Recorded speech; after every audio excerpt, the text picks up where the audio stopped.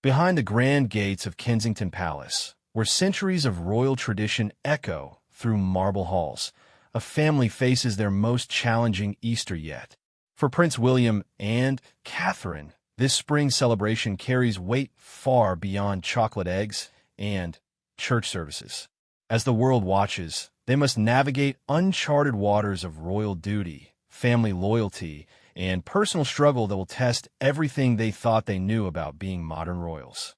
What started as routine Easter planning has become something much deeper, a journey that will reveal the true cost of the crown, the strength of love under pressure, and the delicate balance between public service and private pain. This is not just another royal holiday story. This is the untold account of how one Easter weekend would forever change the future of the British monarchy.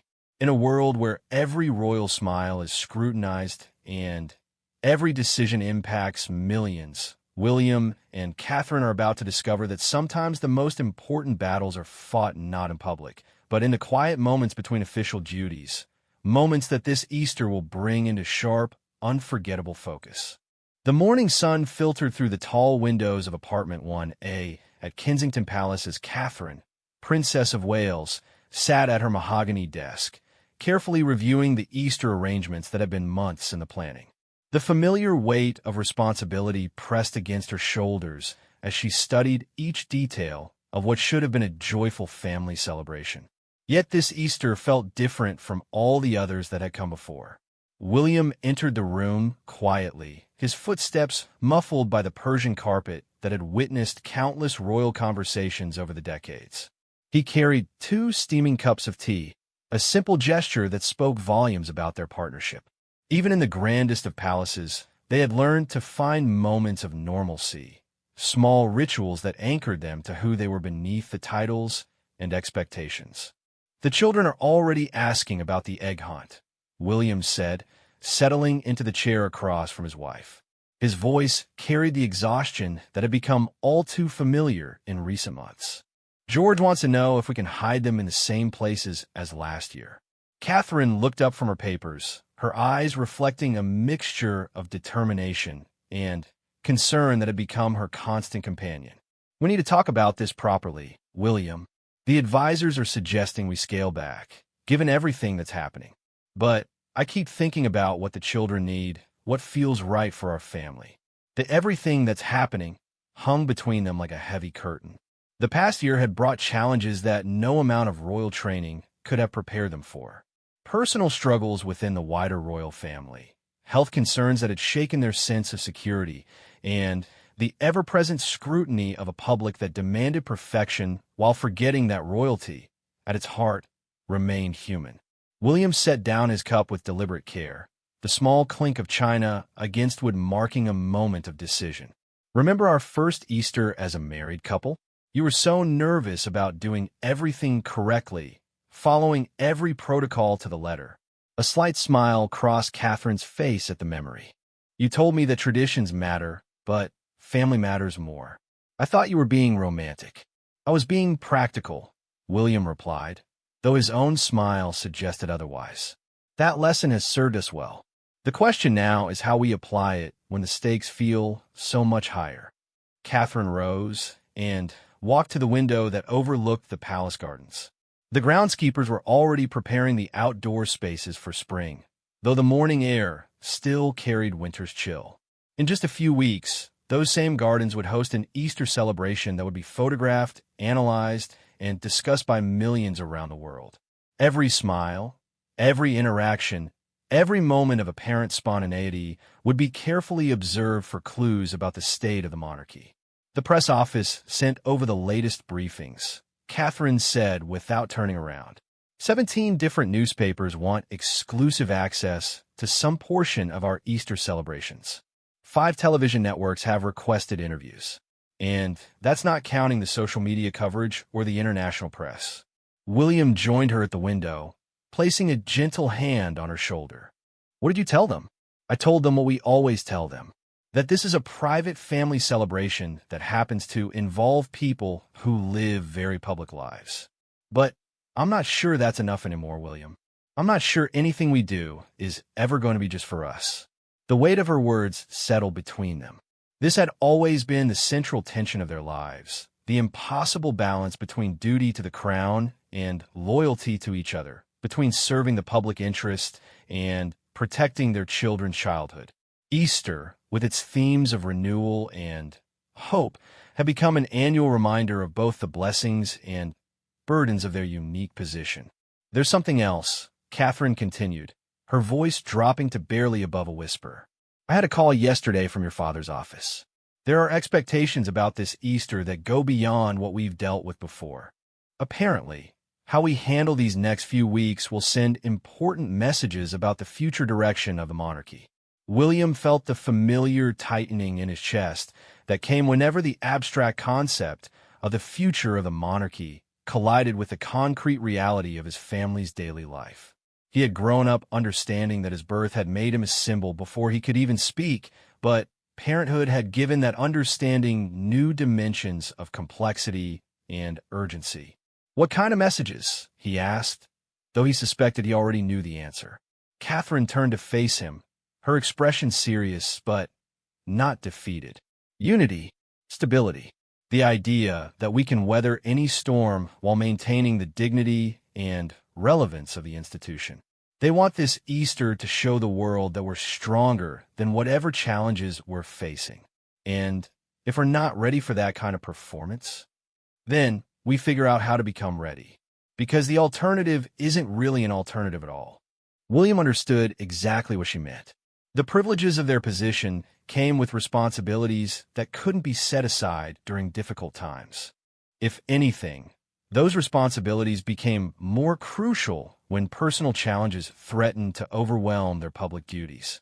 The Easter celebration wouldn't just be a family gathering. It would be a statement about resilience, about the ability of an ancient institution to adapt and endure. "Let's go back to the beginning," William said, moving to the desk where Catherine's careful notes lay spread across expensive stationery. "What did we originally want this Easter to be?" Catherine joined him, her fingers tracing the edges of papers that represented weeks of planning and consideration. "We wanted it to feel real. Not staged, not artificial. We wanted George, Charlotte, and Louis to experience the joy of Easter without feeling like they were performing in a play. We wanted it to be about faith and family and the kind of hope that doesn't depend on headlines or approval ratings." "Then, that's what we'll make it," William said with a certainty that surprised even him. "But we'll do it knowing that every genuine moment will be observed, every authentic interaction will be interpreted, and every decision we make will be seen as evidence of either our commitment to duty or our failure to understand our role." Catherine looked at him with an expression that combined admiration and concern. "That's a lot of pressure to put on an Easter egg hunt. It's a lot of pressure to put on everything we do. But we've learned to carry it before, and we'll learn to carry it again. The difference is that now we're carrying it together, and we're doing it for children who deserve to see Easter as something beautiful, not something burdensome." The conversation was interrupted by the sound of footsteps in the hallway, followed by the unmistakable energy that announced the arrival of their children. Even through closed doors, William and Catherine could hear George explaining something with great enthusiasm to his younger siblings, his voice carrying the confidence that came from being the eldest and, therefore, the expert on all matters of importance. "They don't know how complicated this is," Catherine observed, listening to Charlotte's laughter mix with Louis's excited chatter. "Maybe that's exactly why we need to make sure it doesn't become complicated for them," William replied. "Maybe our job is to carry the complexity so they can experience the simplicity." Catherine nodded, understanding passing between them without need for further words. This Easter would require them to be many things at once. Parents protecting their children's innocence, public figures representing an institution, private individuals dealing with personal challenges, and symbols of continuity in an uncertain world. It would require them to find ways to honor tradition while creating space for authentic emotion, to satisfy public expectations while remaining true to their own values. "There's one more thing we need to discuss," Catherine said, her voice taking on a different tone. The guest list. Your grandmother always said that Easter was about who you choose to gather around your table, about extending grace and welcome especially when relationships are strained. William felt his chest tighten again. The guest list for their Easter celebration had become a delicate diplomatic exercise, with each invitation carrying weight far beyond a simple holiday meal. Family relationships that had once seemed unshakable had become complicated, requiring careful navigation and thoughtful consideration of how personal dynamics might play out under public scrutiny. Have you made any decisions? I've made some preliminary choices, but I wanted to discuss them with you first. Because whoever we invite, whoever we choose not to invite, those decisions will be noticed. They'll be interpreted as statements about forgiveness, about loyalty, about our vision for what the royal family should be. William walked to another window, this one overlooking the courtyard where he had played as a child, where his own children now ran and laughed and learned what it meant to be part of something larger than themselves. The continuity was both comforting and overwhelming, a reminder that their personal choices had historical weight, that their family decisions would become part of a story much larger than their individual lives. Sometimes I wonder what it would be like to plan an Easter celebration where the biggest concern was whether we had enough chocolate eggs, he said, his voice carrying a weariness that Catherine recognized. We'd probably find other things to worry about, Catherine replied with gentle humor. Remember our first Easter in the cottage at Anmer Hall? You spent 3 hours trying to get the decorations exactly right, and then Lewis pulled them all down 10 minutes before guests arrived. And it ended up being perfect anyway, William remembered. Better than perfect because it was real. That's what we need to remember, Catherine said, joining him at the window. Real doesn't mean perfect. Real means honest, even when honesty is complicated. Real means making space for joy, even when there are plenty of reasons for sorrow. Real means trusting that love is stronger than protocol, even when protocol feels overwhelmingly important. William turned to look at his wife, seeing in her face the same determination that had drawn him to her years ago, before crowns and titles had become part of their daily reality.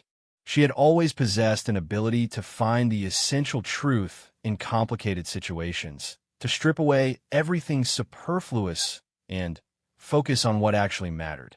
It was a gift that had become more precious as their responsibilities had grown more complex. So we plan an Easter that honors our traditions while making space for our truth, he said, the decision forming even as he spoke the words. We invite the people who need to be there, not just the people who expect to be there. We create moments that our children will remember not because they were photographed, but because they were meaningful. And we trust that if we get the important things right, everything else will find its proper place. Catherine felt something loosen in her chest, a tension she hadn't fully realized she'd been carrying. This was why their partnership worked, why they had managed to navigate challenges that might have destroyed other relationships. They had learned to find their way back to each other, back to their shared values, even when external pressures try to pull them in different directions.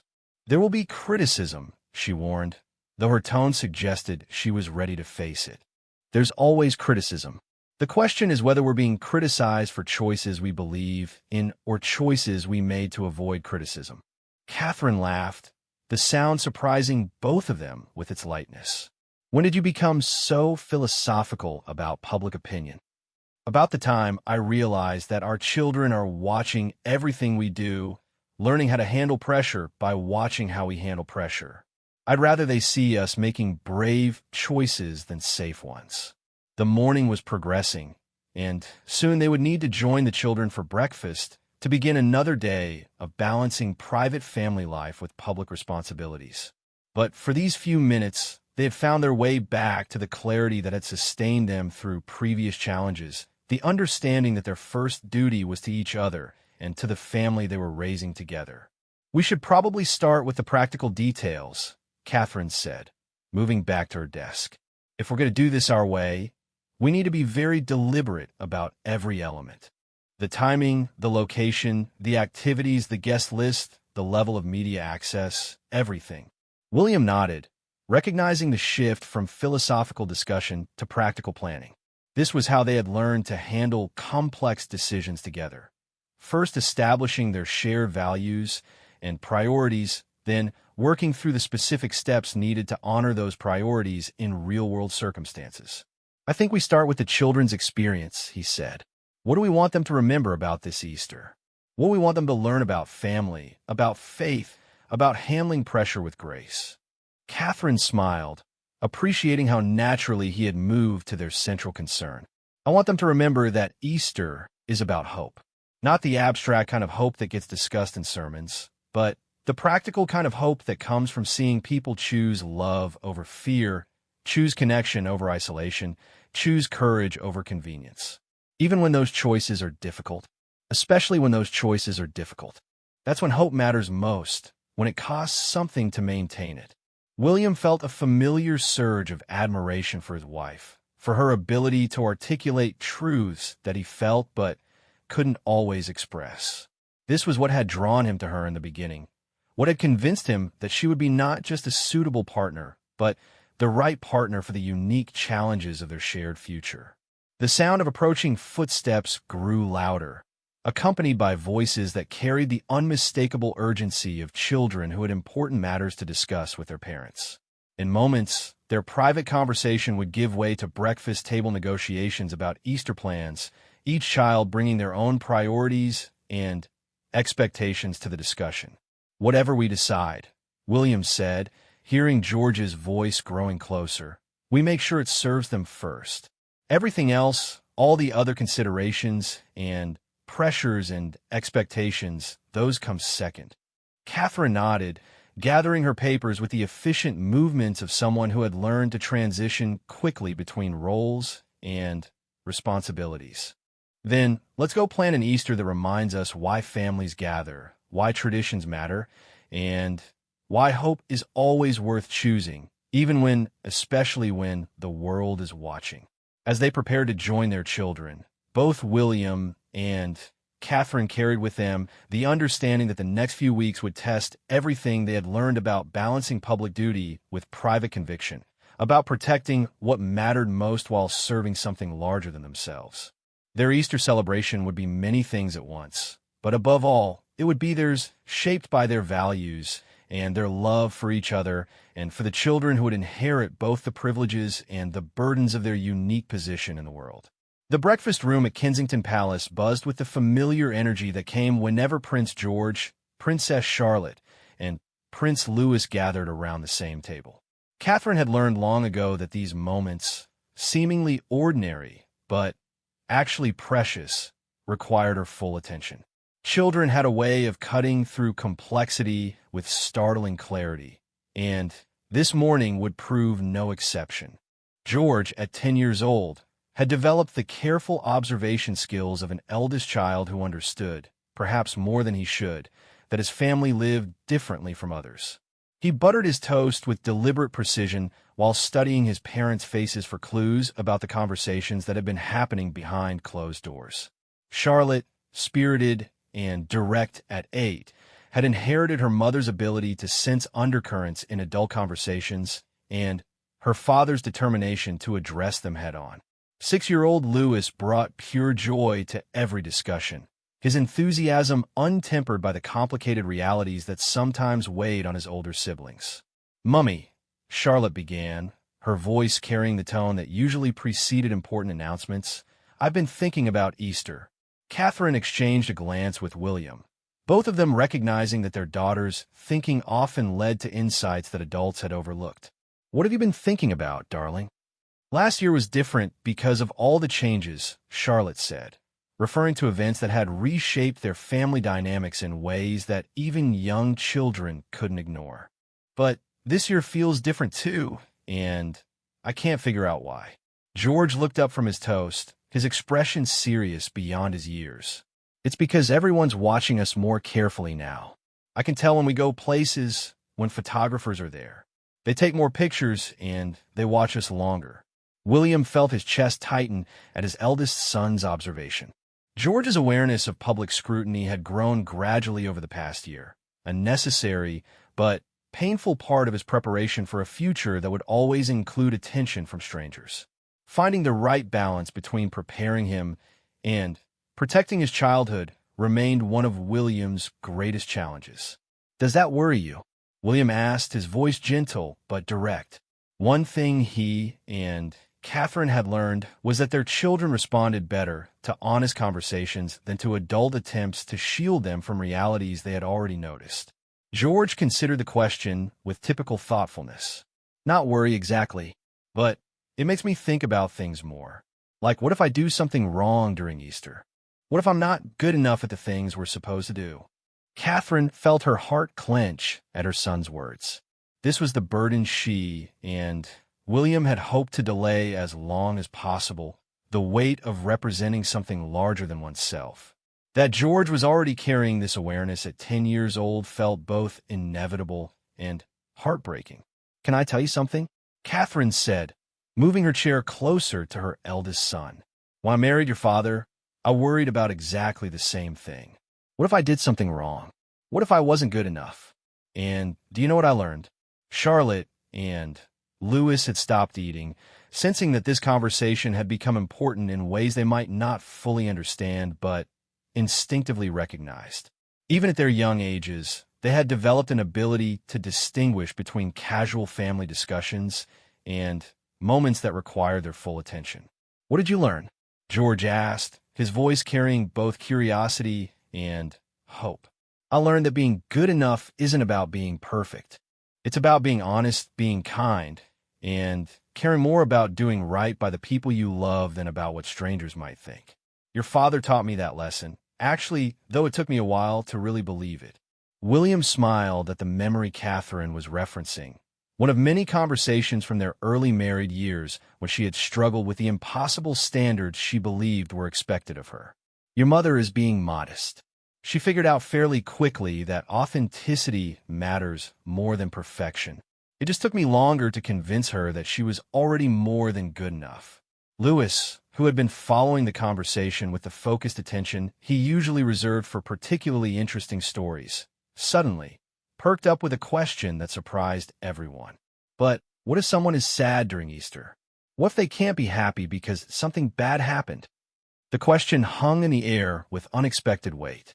At 6, Louis had an uncanny ability to identify the emotional undercurrents that adults try to hide, to ask questions that went straight to the heart of matters that everyone else was dancing around. His innocent inquiry had touched on something that William and Catherine had been discussing privately: how to acknowledge grief and difficulty while still creating space for celebration and joy. Charlotte looked at her youngest brother with new respect. "That's actually a really smart question, Louis. Because some people in our family have had sad things happen, haven't they?" William and Catherine exchanged another glance, this one tinged with both pride and concern. Their children's emotional intelligence consistently amazed them, but it also created challenges. How much should children their age know about family difficulties? How much should they carry of burdens that weren't truly theirs? "Yes," William said simply, deciding that honesty served them better than evasion. "Some people in our family have had difficult times recently. Some people are dealing with things that make them sad or worried or scared." "Like when Grandpa was sick?" George asked, referring to health challenges that had affected the entire family's dynamics over the past year. "Yes, like that," Catherine confirmed. "And like other things too, things that are harder to explain, but just as real." Charlotte, ever practical, had already moved to problem-solving mode. "So Easter's going to be complicated because we want to be happy, but we also want to be respectful of people who are struggling." William looked at his 8-year-old daughter with amazement.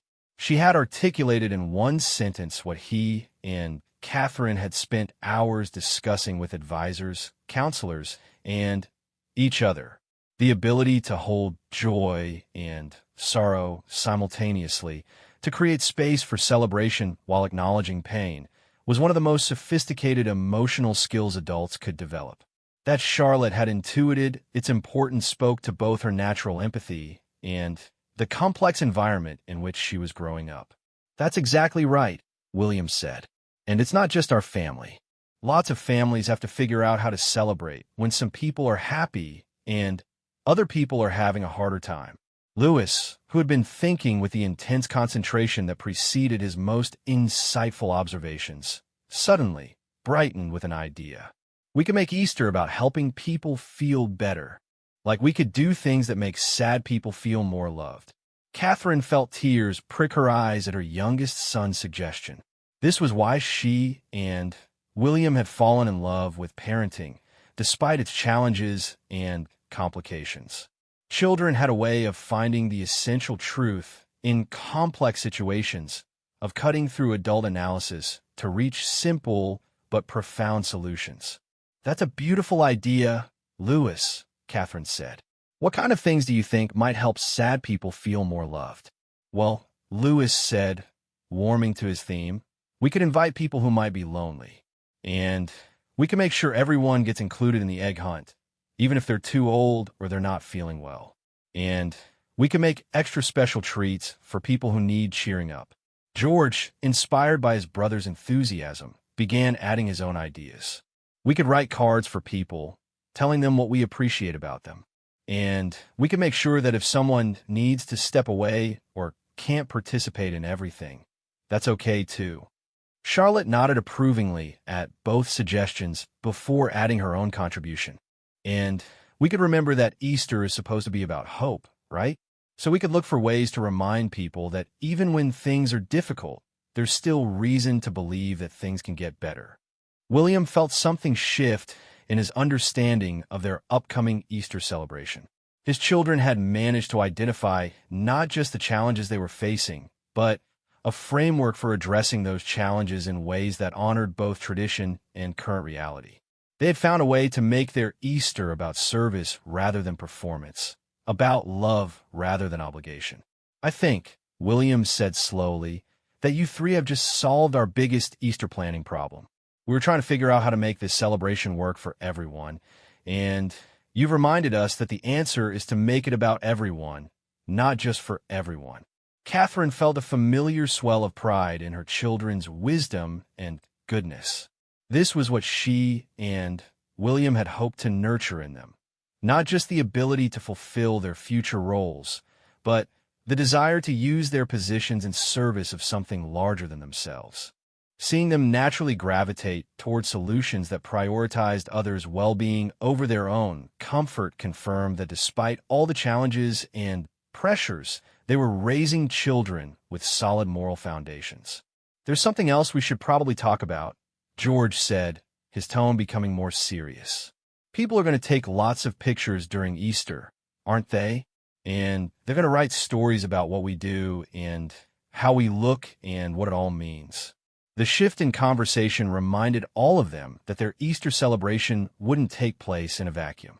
Every moment of genuine family connection would be observed, analyzed, and interpreted by strangers who would draw conclusions about everything from family relationships to the state of the monarchy based on expressions caught in photographs and interactions captured by telephoto lenses. Yes, Catherine said, appreciating her son's direct approach to a reality they couldn't change. There will be more attention than we might prefer. How do you feel about that? George considered the question seriously. I don't like it exactly, but I understand it's part of what we do. The thing I worry about is whether it will change how we act with each other. Like, will we be so worried about how things look that we forget to actually enjoy being together? William was struck again by his eldest son's emotional sophistication. At 10 years old, George had identified one of the central challenges of their public life: maintaining authenticity in the face of constant observation, staying true to their genuine relationships even when those relationships were being scrutinized for symbolic meaning. That's a really important concern, William said. And it's something your mother and I think about too. What do you think would help prevent that from happening? Charlotte, who had been listening intently, jumped in with an answer that showed she had given this considerable thought. We could have signals. Like, if one of us notices that we're starting to act fake because of the cameras, we could have a way to remind each other to be real. Lewis, delighted by the idea of secret signals, immediately began suggesting options. We could tug our ears, or we could say a special word, or we could do a special blink. The conversation had taken on a lighter tone, but the underlying seriousness remained. William and Catherine's children were developing strategies for maintaining their authentic selves in artificial situations, skills that would serve them well throughout their lives, but that no children should need to develop. "I like the signal idea," Catherine said, "but I also want you to know that your father and I will do everything we can to create spaces during Easter where you can just be yourselves without worrying about cameras or expectations or anything else." "Like the morning egg hunt in our private garden?" Charlotte asked hopefully. "Exactly like that," William confirmed. "Some parts of Easter will be public, because that's part of our responsibility to the people we serve. But other parts will be just for us, just for our family, spaces where the only thing that matters is that we love each other, and we're grateful to be together." George nodded, seeming satisfied with this balance. "And if we get tired or overwhelmed during the public parts, we can remember that the private parts are coming." "Always," Catherine said firmly. "And if you need a break during the public parts, you can always come to me or your father. We'll figure out how to give you space without making it a big deal." The breakfast conversation was beginning to wind down, but Lewis had one more observation that brought everything into sharp focus. "You know what I think is funny? Everyone wants to watch us to see if we're doing Easter right, but I think we already know how to do Easter right because we love each other." The simple profundity of his statement settled over the breakfast table like a benediction.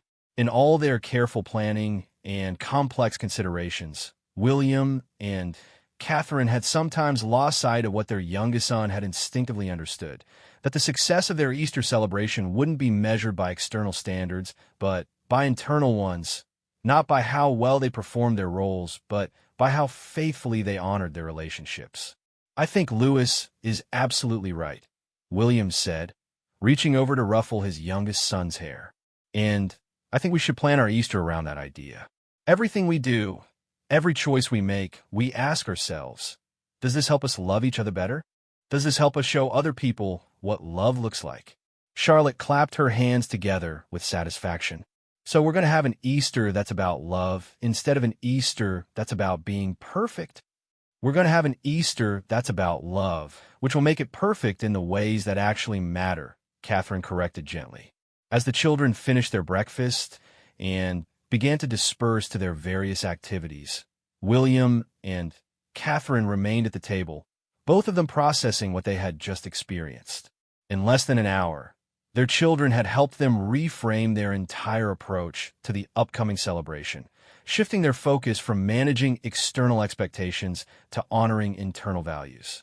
"They're remarkable," William said quietly, watching George help Lewis clean up his place, setting while Charlotte organized the leftover fruit into neat piles. "They're exactly what we hoped they would be," Catherine replied. "Kind, thoughtful, aware of others' needs, willing to work toward solutions instead of just complaining about problems. And they're braver than I was at their age," William added. "George is already handling pressure that I couldn't have managed when I was 10. Charlotte has a clearer sense of purpose than most adults. And Lewis has an emotional intelligence that consistently amazes me." Catherine nodded, feeling the familiar mixture of pride and protectiveness that came with parenting children whose lives would always be more public and more scrutinized than she would prefer. "The question is how we build on what they've given us today, how we take their insights and their enthusiasm and their natural goodness and create an Easter celebration that honors all of that. We start by taking their suggestions seriously," William said.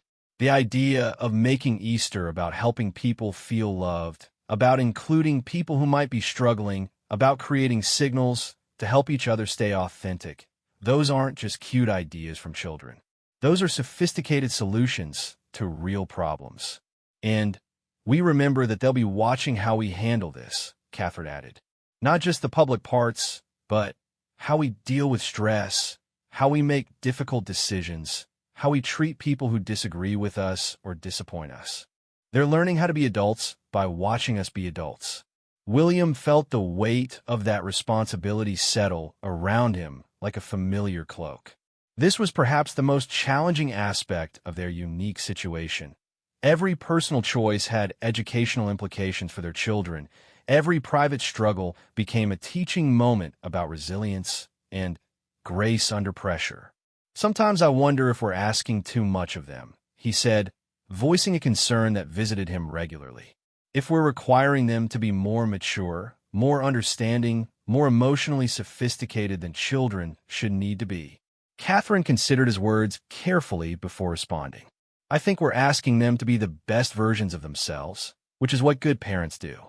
The difference is that their best selves need to be able to handle situations that most children never encounter.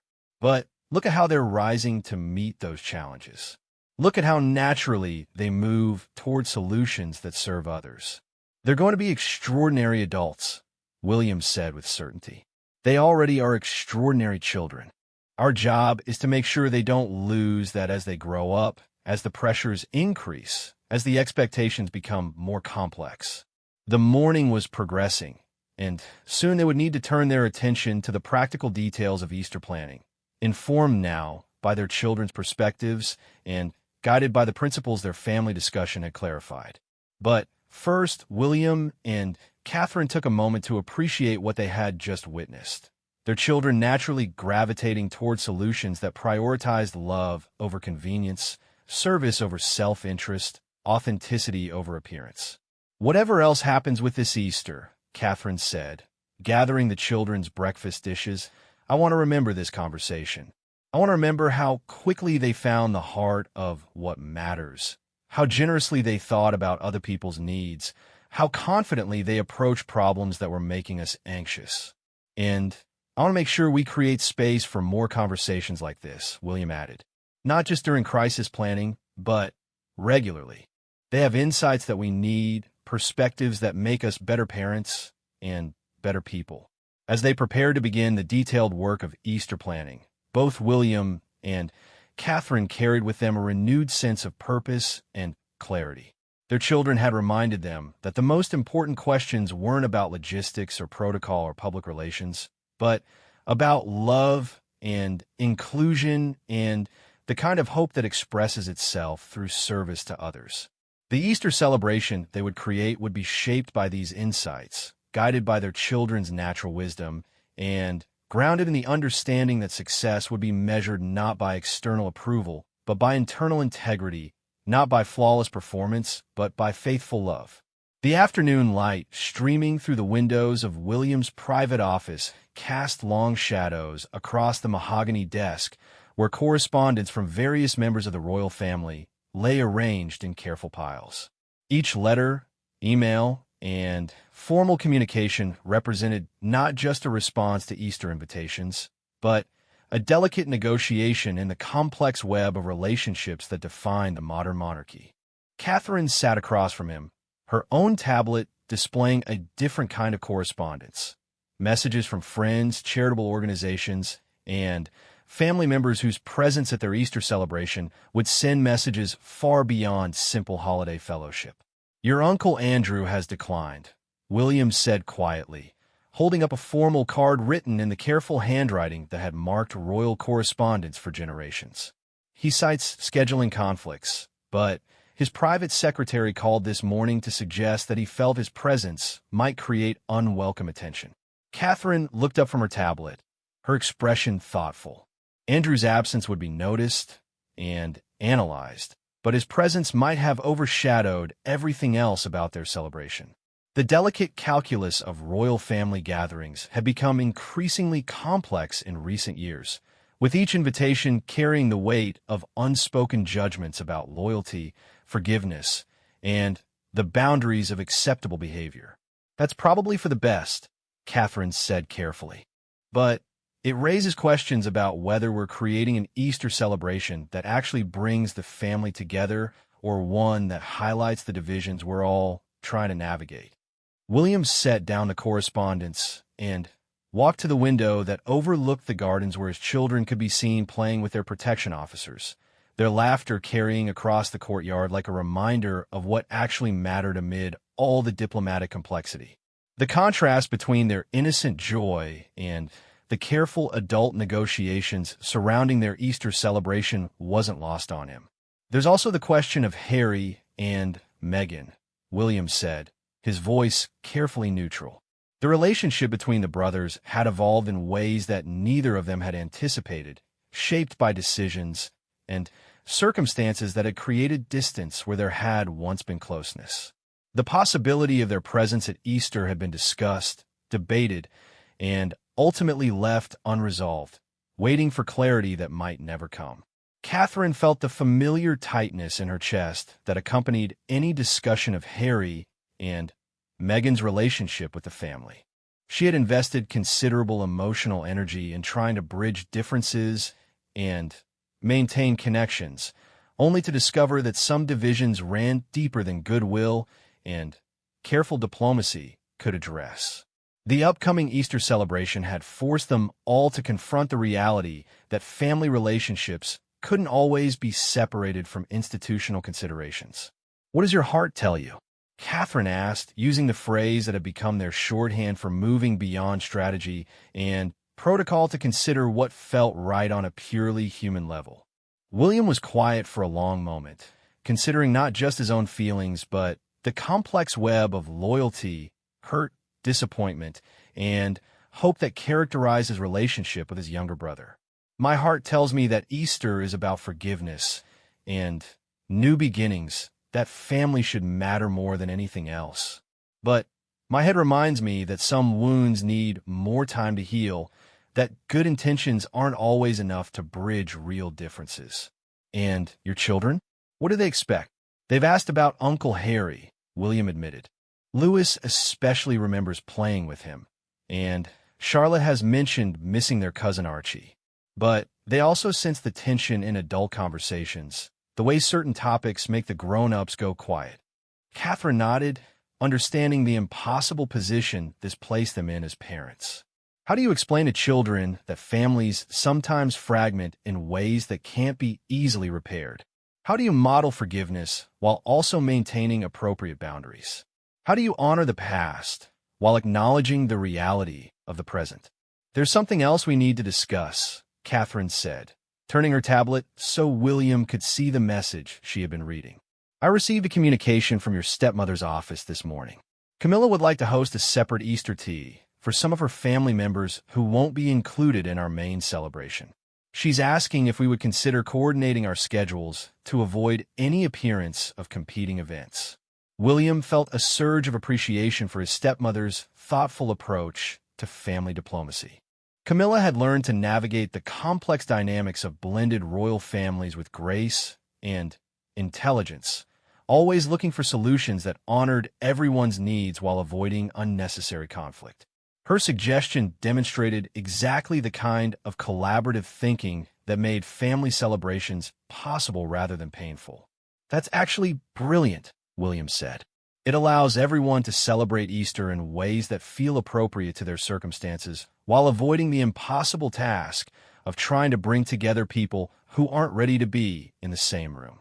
It also means that the children can potentially see more family members over the Easter weekend, just in different settings," Catherine added.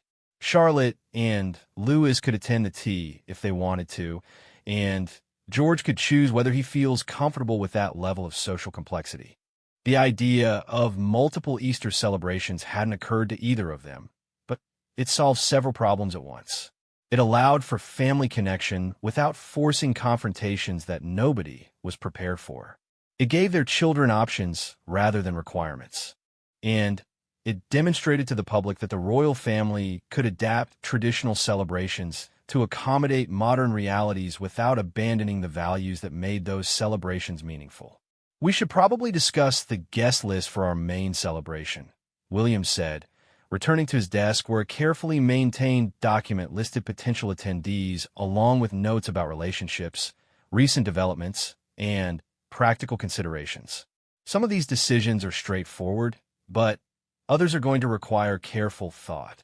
Catherine joined him at the desk, both of them studying the list that represented months of consideration and consultation. Each name carried history, some pleasant and some complicated, but all significant in the context of royal family dynamics and public perception. "Your father and Camilla, obviously," Catherine said, pointing to the names at the top of the list. And Charles has already confirmed that he's looking forward to spending Easter with his grandchildren, which suggests that whatever else is happening, he wants this to be a positive experience for them. My grandmother's closest friends have asked to be included, William added, referring to people who had been part of the late Queen's inner circle and who now found themselves somewhat adrift in the changed dynamics of royal life. I think including them sends an important message about continuity and respect for the past. Catherine smiled at the thoughtfulness behind his observation. These were people who had devoted their lives to serving the monarchy and who deserved to be remembered and honored rather than forgotten in the transition to a new generation of leadership.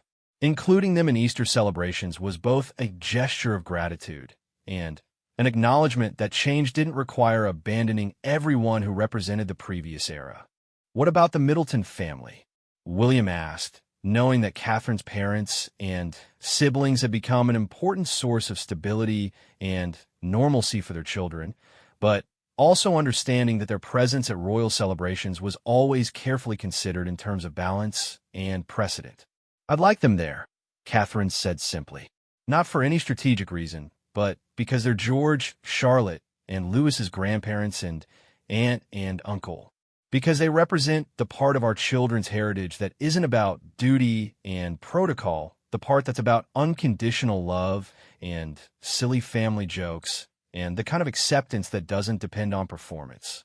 William nodded, appreciating both her reasoning and her directness. The inclusion of the Middleton family had sometimes been a subject of court discussion and media analysis, but from his perspective, their presence served an essential function in his children's lives. They provided balance, perspective, and the kind of family dynamics that existed purely for their own sake rather than for any institutional purpose. There's one more category of guest we should consider, Catherine said, referring to notes she had made about people who weren't technically family, but who had played significant roles in their lives and in the children's development. The people who have supported us through difficult times, who have shown up consistently even when it wasn't convenient or advantageous for them. William understood immediately what she meant. These were the friends who had remained loyal through scandals and controversies, the advisors who had provided honest counsel even when it wasn't what they wanted to hear, the staff members who had gone above and beyond their professional responsibilities to support the family during challenging periods. Including them in Easter celebrations would be a way of acknowledging that loyalty and service deserved recognition and appreciation. We're talking about a fairly large gathering, William observed, mentally calculating the number of people they had discussed. But not an unmanageable one, Catherine replied. And remember what the children suggested this morning. They want Easter to be about including people who might be struggling, about making sure no one feels forgotten or left out. Maybe a larger gathering serves that purpose better than a smaller, more exclusive one. The conversation was interrupted by a soft knock on the door, followed by the entrance of William's private secretary carrying a folder that suggested new developments requiring their attention. The expression on his face indicated that whatever news he brought was significant enough to interrupt their private planning session. "Sir, ma'am," he began formally, "I have received communications from several sources that may affect your Easter planning. There has been considerable media speculation about your celebration, and some news outlets are suggesting that the guest list will reveal important information about the current state of family relationships." William and Catherine exchanged a look that communicated their shared frustration with the way their private family gatherings inevitably became subjects of public analysis and interpretation. Every choice they made would be scrutinized for evidence of reconciliation or estrangement, inclusion or exclusion, tradition or modernization. "What kind of speculation?" Catherine asked, though she suspected she already knew the answer. "Primarily focused on whether certain family members will be present and what their presence or absence might indicate about ongoing tensions within the royal family. There's also considerable interest in whether this Easter will establish new precedents for royal celebrations or maintain traditional approaches." William felt the familiar weight of knowing that their personal choices would be interpreted as policy decisions, that their family dynamics will be seen as indicative of institutional health or dysfunction. The inability to simply plan a holiday celebration without considering its symbolic implications remained one of the most challenging aspects of their position. Is there any way we can manage the narrative around this? Catherine asked. Not control it, necessarily, but at least provide some context that might prevent the worst kinds of speculation. The private secretary consulted his notes before responding. The communications office suggests that a carefully worded statement about your Easter plans, released at the appropriate time, might help frame public understanding. Nothing too detailed, but enough information to prevent the most harmful kinds of speculation. William considered this suggestion, weighing the benefits of proactive communication against the risks of drawing even more attention to their celebration. Every public statement carried the possibility of unintended consequences, of providing ammunition for critics or fuel for rumors they were trying to prevent. Let's think about that, Williams said diplomatically. For now, let's focus on making decisions that we can feel good about, regardless of how they might be interpreted. If we're confident that our choices serve our family's needs and honor our values, we can deal with public reaction as it comes. After the private secretary left, William and Catherine sat in silence for several minutes, both of them processing the reminder that their Easter celebration would never be just a family gathering, but always also a public event with implications far beyond their personal relationships. Sometimes I envy families who can plan holiday celebrations without wondering whether every invitation will be seen as a political statement, Catherine said finally. But then I remember that we have resources and opportunities that most families can only dream of, William replied. Our Easter celebration will be complicated, but it will also be beautiful in ways that wouldn't be possible without our unique position. The children will have experiences and memories that money can't buy, relationships with people who have shaped history, access to traditions that connect them to centuries of heritage. Catherine smiled at his ability to find the positive aspects of their situation, even when the challenges felt overwhelming. This was one of the qualities that had attracted her to him from the beginning, his capacity to hold both gratitude and frustration simultaneously, to acknowledge difficulties without being defeated by them. So we continue with our planning, Catherine said, returning to the guest list. We make decisions based on what serves our family and honors our responsibilities, and we trust that if our intentions are good, people will eventually understand our choices. And we remember that the most important guests at our Easter celebration are 3 children who just want to hunt for eggs and spend time with people who love them, William added. Everything else, all the diplomatic considerations and symbolic implications, those are secondary to making sure that George, Charlotte, and Louis have an Easter that helps them understand why families gather, why traditions matter, and why hope is always worth celebrating. As they return to the practical work of finalizing invitations and coordinating schedules, both William and Catherine carried with them the understanding that their Easter celebration would be many things at once: a family gathering and a diplomatic event, a private celebration and a public statement, a continuation of ancient traditions, and an adaptation to modern realities. The challenge lay not in eliminating these tensions, but in managing them with grace, wisdom, and unwavering focus on what mattered most. The week leading up to Easter brought an intensity to Kensington Palace that transformed even routine daily activities into carefully orchestrated preparations. Catherine found herself moving between multiple roles throughout each day. Mother helping her children prepare handmade gifts for guests, princess coordinating with staff about formal protocols, and private individual trying to maintain her own sense of peace amid the growing complexity of their celebration plans. On Wednesday morning, she discovered George in the palace's art room, carefully painting what appeared to be individual Easter cards for every person on their guest list. His concentration was absolute, each brushstroke deliberate, his young face serious with the responsibility he had taken upon himself. Catherine paused in the doorway, not wanting to interrupt his work, but unable to resist observing this spontaneous expression of thoughtfulness. "How long have you been working on these?" she asked gently, entering the room and settling into a chair beside her eldest son. "Since breakfast," George replied without looking up from the card he was painting, which featured a detailed garden scene complete with hidden eggs and spring flowers. "I realized yesterday that if we're inviting people who might be sad or lonely, then we should make sure they know we're really happy they're coming." Catherine felt her chest tighten with pride and something deeper, a recognition that her 10-year-old son had internalized lessons about service and empathy that many adults never learned. Each card was clearly individualized, designed with specific recipients in mind, demonstrating a level of consideration that went far beyond mere politeness. "Tell me about this one," Catherine said, pointing to a particularly elaborate design featuring what appeared to be a portrait of an elderly woman surrounded by botanical drawings. "That's for Lady Harrington," George explained, referring to one of his great-grandmother's longtime friends who would be attending their Easter celebration. "I remembered that she always talks about her garden when we see her, so I painted her favorite flowers.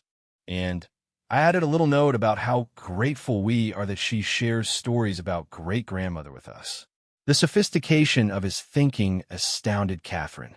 George had not only remembered personal details about their guests, but had understood the deeper significance of Lady Harrington's presence at their celebration. She represented continuity with the past, a living link to family history that his great-grandmother had valued. His card acknowledged both her personal interests and her historical importance. "And this one?" Catherine asked, indicating another elaborate design. "Grandfather Charles," George said, his voice taking on a different tone. "I painted it to show all the things we do together that make me happy. The garden at Highgrove, the walks we take, the way he teaches me about plants and animals. I wanted him to know that I notice how much he cares about the world and that I'm proud to be his grandson."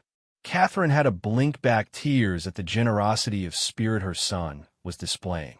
In a time when family relationships were strained and public attention was focused on divisions and conflicts, George had chosen to celebrate connection and express gratitude. His card for his grandfather wasn't just polite. It was deeply personal and deliberately affirming. "How did you decide what to paint for each person?" Catherine asked, genuinely curious about his process. George set down his paintbrush and considered her question with typical seriousness. "I thought about what makes each person special, what I've learned from them, or what I think they might need to hear. Like, some people might need to be reminded that they're appreciated, and other people might need to know that we see how hard they're working to help everyone get along."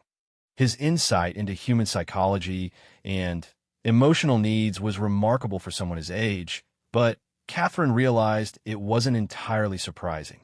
George had grown up observing adult relationships under pressure, watching how people navigated complex dynamics while maintaining public composure. He had developed an unusual sensitivity to the undercurrents of family interactions and social situations. Charlotte appeared in the doorway, carrying her own art supplies and wearing an expression that suggested she had been planning to work on her own project. "Are you making Easter cards too?" she asked George, moving to examine his work with obvious admiration. "I'm making cards for all our guests," George explained. "Want to help? We could work together on some of them." Charlotte's face lit up with enthusiasm. "Can I make cards for the children who are coming? I have ideas about games we could play together and things we could do to make sure everyone is fun." The collaboration that emerged between the siblings over the next hour demonstrated something Catherine had hoped to nurture in her children: the understanding that celebration was most meaningful when it was designed to serve others rather than to showcase themselves. George and Charlotte worked together to create cards that were personal, thoughtful, and designed to make their recipients feel valued and included. Lewis joined them eventually, contributing his own artistic style to several cards and insisting on making special drawings for the protection officers who would be working during their Easter celebration. His inclusion of the staff in their gift-giving demonstrated the kind of awareness Catherine and William had tried to instill, that everyone who contributed to their family's well-being deserved recognition and appreciation. We should probably think about what we want to say during Easter dinner, Charlotte observed as she worked on a particularly elaborate card featuring spring animals engaged in various festive activities. Like, should we talk about why we invited each person? Should we explain what Easter means to our family? George looked up from his painting, considering his sister's suggestion. I think we should keep it simple. Maybe just say something about being grateful that everyone could be together and about hoping that Easter reminds us all of why love matters more than anything else. Catherine was struck once again by her children's instinctive understanding of appropriate tone and message. They had somehow grasped that their Easter celebration needed to be inclusive rather than exclusive, affirming rather than confrontational, focused on shared values rather than individual differences. What if someone feels uncomfortable? Charlotte asked, voicing a concern that had clearly been on her mind. What if some of the adults have trouble being friendly with each other? Then, we help them remember why they're here, Lewis said with the confidence that came from his natural optimism. We show them how happy we are to see them, and we include them in things that are fun, and we remind them that Easter is about new beginnings. The simplicity of his approach was both touching and practical. Lewis had identified the essential truth that sometimes the best way to handle complex adult emotions was through the straightforward application of childhood joy and inclusion. His strategy might not solve deep-seated conflicts, but it could create space for people to remember what they valued about each other. William appeared in the doorway, drawn by the sound of concentrated activity and occasional laughter. He surveyed the scene of his 3 children working together to create personalized gifts for their Easter guests. Their art supplies spread across the table in organized chaos, their faces focused and happy. This looks like serious work, he observed, settling into a chair where he could watch their progress without disrupting their creative flow. We're making sure everyone knows they're special, Charlotte explained, holding up a card that featured a detailed drawing of Kensington Palace surrounded by spring flowers and flying birds. Because Mummy told us that sometimes people need to be reminded that they matter, especially when they're going through difficult times. William felt a familiar surge of pride in his children's emotional intelligence and natural generosity. They had taken abstract concepts about service and empathy and translated them into concrete actions that would have real impact on their guests' experience of the celebration. Can I help? William asked, gesturing toward the unused art supplies. You could work on cards for the staff, George suggested. The people are going to cook our dinner and serve our food and make sure everything runs smoothly. I think they should get cards too, don't you? William nodded, understanding that his son had identified an often overlooked group whose contributions made their celebrations possible. The kitchen staff, housekeeping team, and security personnel would all be working during Easter to ensure that their family and guests could enjoy a seamless celebration. Acknowledging their efforts was both appropriate and important. As the family worked together on their card-making project, Catherine reflected on how naturally her children had gravitated toward solutions that honored everyone involved in their Easter celebration. They hadn't needed to be prompted to think about their guests' emotional needs or the staff's professional contributions. They had simply recognized that meaningful celebrations required attention to everyone who participated, regardless of their formal role or status. I have an idea, Charlotte announced, looking up from a card that appeared to feature a detailed map of the palace gardens. What if we hide some of these cards around the palace during Easter, so people can find them like a treasure hunt? Not instead of giving them directly, but as an extra surprise. The suggestion sparked immediate enthusiasm from her brothers and parents. The idea of turning their gratitude expressions into an interactive game would add an element of play to their formal celebration, while ensuring that their appreciation messages were discovered in moments of genuine surprise and delight. We could hide them in places that are meaningful to each person, George added, warming to the theme. Like, Lady Harrington's card could be hidden near the garden where she likes to walk, and Grandfather's card could be in the conservatory where he goes to check on his plants. Lewis clapped his hands together with excitement.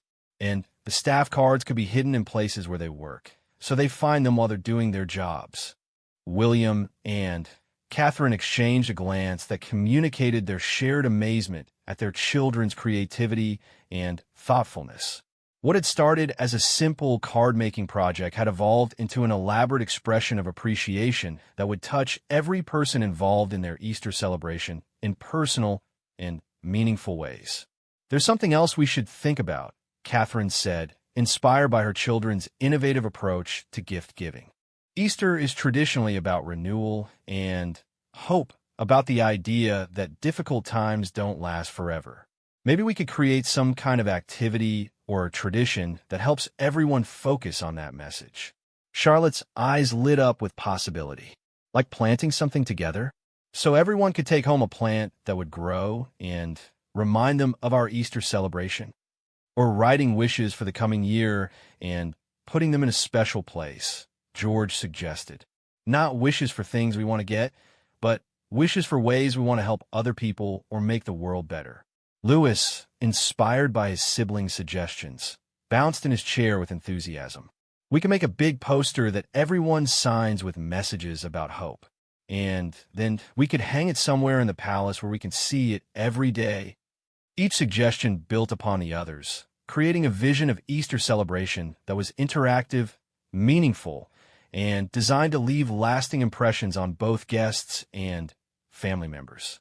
William and Catherine realized that their children were essentially designing a celebration that would serve multiple purposes, honoring tradition while creating new memories, acknowledging difficulties while focusing on possibilities, bringing people together while respecting individual differences. "I think," William said slowly, "that you three have just designed the most meaningful Easter celebration we've ever had. Not because it's the most elaborate or the most formal, but because it's the most thoughtful." Catherine nodded in agreement, feeling a sense of excitement about their upcoming celebration that had been missing amid all the diplomatic complexity and logistical challenges. Her children had reminded her that the point of gathering wasn't to perform for external audiences or to manage family dynamics, but to create experiences that would matter to the people they loved. "Should we start planning where to hide all these cards?" Charlotte asked, clearly eager to begin the implementation phase of their treasure hunt idea. "And should we make a list of plants that would be good for people to take home?" George added, already thinking through the practical details of their planting activity. "And can we practice what we want to say when we give people their surprises?" Lewis contributed, understanding that the delivery of their gifts would be just as important as their creation. As the afternoon wore on, the art room filled with the productive energy of a family working together toward a shared goal. The Easter celebration they were planning would still include all the formal elements that protocol required, but it would also include layers of personal meaning and intentional connection that would make it memorable for reasons that had nothing to do with public relations or diplomatic success. William and Catherine watched their children transform what could have been an obligatory social event into an opportunity for genuine service and authentic relationship building.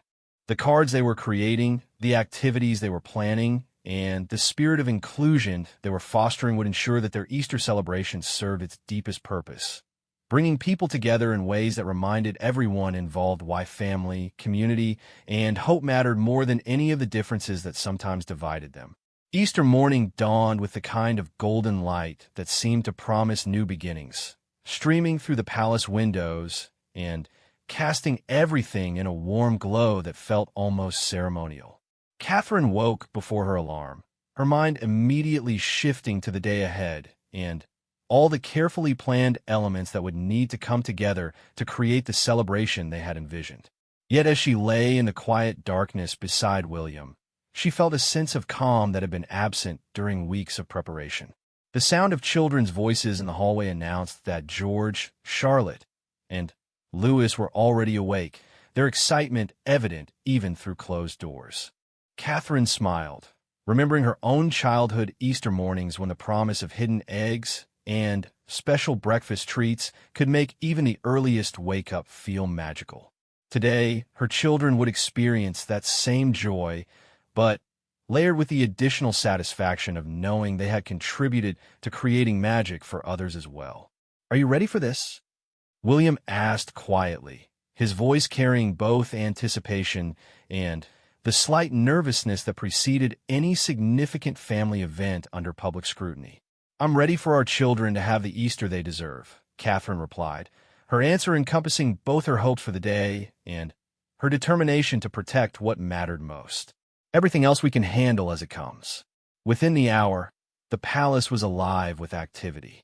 The kitchen staff had arrived early to begin preparations for the afternoon feast, their movements efficient and practiced as they transformed carefully planned menus into reality. The housekeeping team moved through the public rooms, ensuring that every detail was perfect for the guests who would soon arrive. The security team conducted their final checks, their presence noticeable but not intrusive, a reminder that this family celebration would take place within the unique context of royal life. George appeared in his parents' bedroom doorway, already dressed in the carefully chosen outfit that struck the right balance between formal and comfortable, his face bright with excitement and purpose. "Is it time to hide the cards?" he asked, referring to the personalized treasures he and his siblings had spent the week creating. "Almost," Catherine said, appreciating his eagerness to begin the surprise element of their celebration. "Let's have breakfast first, and then we'll hide everything while our guests are arriving. That way the surprises will be perfectly timed." The family breakfast was a study in controlled excitement. Charlotte reviewed her mental list of activities she had planned for the younger guests, while Louis practiced the welcome speech he insisted on delivering to everyone who arrived. William and Catherine found themselves marveling at their children's natural inclination toward hospitality and their obvious pride in the celebration they had helped design. "I keep thinking about what Grandfather Charles said last week," George mentioned between bites of his specially prepared Easter breakfast, "about how Easter reminds us that even when things seem impossible, there's always reason for hope." Catherine felt her throat tighten with emotion at her son's words. Charles had indeed shared that sentiment during a recent phone conversation, and the fact that George had internalized it and chosen to reference it on Easter morning suggested that the deeper meanings of their celebration were resonating exactly as she and William had hoped. "That's exactly what today is about," William said, reaching over to squeeze his eldest son's shoulder, "showing everyone who comes that hope is real, that love is stronger than anything that tries to divide us, and that families can work through difficulties without losing what makes them special." By mid-morning, guests began arriving at Kensington Palace, each greeted personally by William and Catherine and immediately welcomed by their children, who had positioned themselves strategically to ensure that no one entered their celebration without receiving individual attention and appreciation. The formality of royal protocol blended seamlessly with the genuine warmth of family hospitality, creating an atmosphere that felt both dignified and deeply personal. Lady Harrington arrived with her characteristic grace, her pleasure at being included evident in the brightness of her smile and the careful attention she paid to each of the children's greetings. When Charlotte mentioned that they had prepared special surprises that she might discover during the afternoon, her delight was infectious, reminding everyone present that age never diminished the appeal of thoughtful gestures and unexpected treats. Charles arrived accompanied by Camilla, both of them carrying the subtle energy that suggested they understood the significance of this gathering beyond its surface pleasures. Charles's interaction with his grandchildren was warm and natural, but Catherine noticed the way his eyes sought out William, the unspoken communication between father and son that acknowledged the care and intention that had gone into every aspect of the day. The arrival of Catherine's family brought a different energy to the celebration, one marked by the comfortable ease of people who had known each other long before titles and protocol became part of family dynamics. Her parents' obvious pleasure in their grandchildren's excitement, her siblings' natural integration into the group, and their collective ability to treat the palace setting as simply the backdrop for family time created exactly the kind of balance Catherine had hoped to achieve. As the morning progressed into afternoon, the palace filled with the sounds of genuine celebration. Conversations flowed naturally between generations. The children moved freely between adult groups, and the various activities that had been planned unfolded with organic timing rather than rigid scheduling. The formal Easter egg hunt in the palace gardens became an intergenerational adventure, with grandparents offering strategic advice and younger guests forming spontaneous teams. The discovery of the hidden cards began accidentally when Lewis, in his enthusiasm to show Lady Harrington his favorite garden spot, stumbled across the personalized card that George had hidden near her beloved rose bushes. Her emotional reaction to finding a gift so clearly designed with her specific interests and memories in mind set the tone for all the subsequent discoveries. Each hidden card became a moment of connection, a reminder that someone had thought carefully about what would bring joy to each individual guest. Charles's discovery of his card in the conservatory led to an impromptu botany lesson as he shared his grandfather's agricultural knowledge with any children willing to listen. The genuine pleasure he took in George's thoughtful artwork and personal message created exactly the kind of meaningful intergenerational exchange that Catherine and William had hoped to foster. The staff members' discoveries of their own cards throughout the afternoon created ripples of appreciation that extended far beyond the formal boundaries of their professional roles. The kitchen team's surprise at being included in the family's gratitude expressions, the housekeeping staff's delight at having their contributions specifically acknowledged, and the security team's obvious pleasure at being remembered as individuals rather than simply as functional necessities demonstrated the success of the children's inclusive approach to celebration. As the afternoon moved toward evening and the formal Easter dinner, William found himself observing the gathering with a sense of satisfaction that went deeper than successful event management. The conversations happening around him were genuine rather than performative.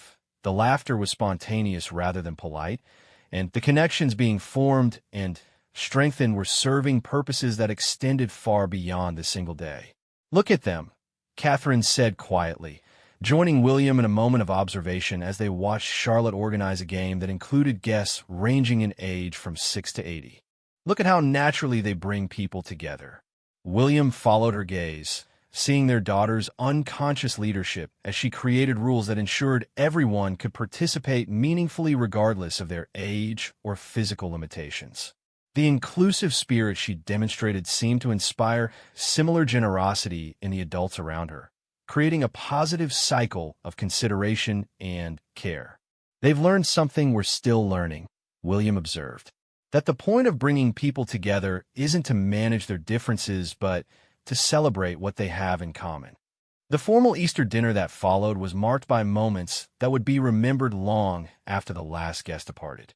Charles's toast acknowledging not just his family, but everyone who had contributed to making the celebration possible. Catherine's parents' obvious pride in their grandchildren's thoughtfulness and maturity. The spontaneous singing that emerged when someone remembered an Easter hymn from childhood, leading to an impromptu performance that included voices from across generations. But perhaps the most meaningful moment came when George, inspired by the success of the afternoon's activities and the evident happiness of their guests, stood up to offer his own brief remarks. His words were simple but profound, thanking everyone for being part of their Easter celebration and expressing his hope that everyone would remember this day as proof that families, even complicated ones, could create beautiful things when they focused on love rather than difficulties. The speech was unrehearsed and completely authentic, emerging from a 10-year-old's genuine desire to express gratitude rather than from any sense of obligation or protocol. Yet its impact on the assembled guests was evident in the quality of attention he received and the emotional responses his words generated. As the evening wound down and guests began their departures, each family member participated in the process of individual farewells, creating opportunities for personal connections that reinforced the day's themes of appreciation and hope. The children's natural grace in thanking each guest specifically for their presence, their ability to reference particular conversations or shared moment from the day, and their obvious sincerity in expressing hopes for future gatherings demonstrated the success of everything William and Catherine had tried to teach them about hospitality and service. Later that night, after the last guest had departed and the palace had returned to its normal evening quiet, the family gathered in the sitting room for their own private reflection on the day. The children were tired, but energized, full of stories about conversations they had enjoyed, surprises they had witnessed, and connections they had observed forming throughout the celebration. "I think today was exactly what Easter should be," Charlotte announced with a confidence that came from a day of successful social navigation and meaningful contribution. Everyone seemed happy to be here, and everyone seemed to remember why being together matters. George nodded in agreement, his satisfaction evident in his relaxed posture and contented expression.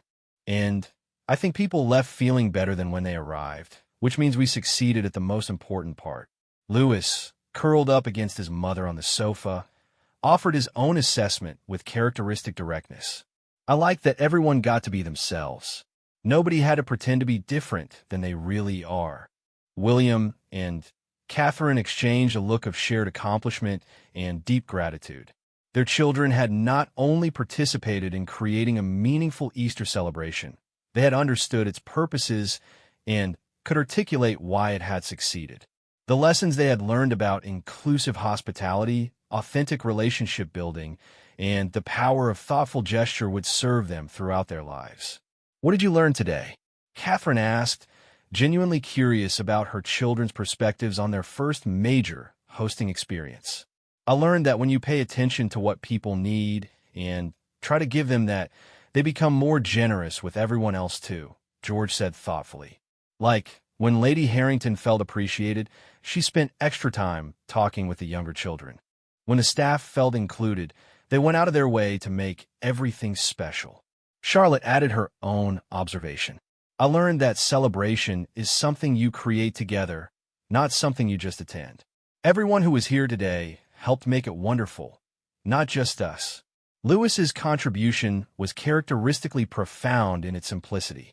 "I learned that love makes everything better, even things that seemed hard or scary before."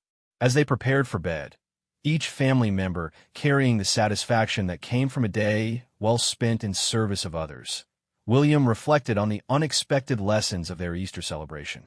They had begun their planning focused on managing complex relationships and meeting institutional expectations, but they had ended the day with renewed understanding of why families gather, why traditions matter, and why hope remains worth celebrating even in difficult times. The Easter celebration they had created would be remembered not for its flawless execution or its diplomatic successes, but for its authentic spirit of inclusion and its demonstration that love, intentionally expressed, could indeed create the kind of magic that reminded everyone involved why they valued being part of something larger than themselves. In the end, that was perhaps the most important Easter lesson of all.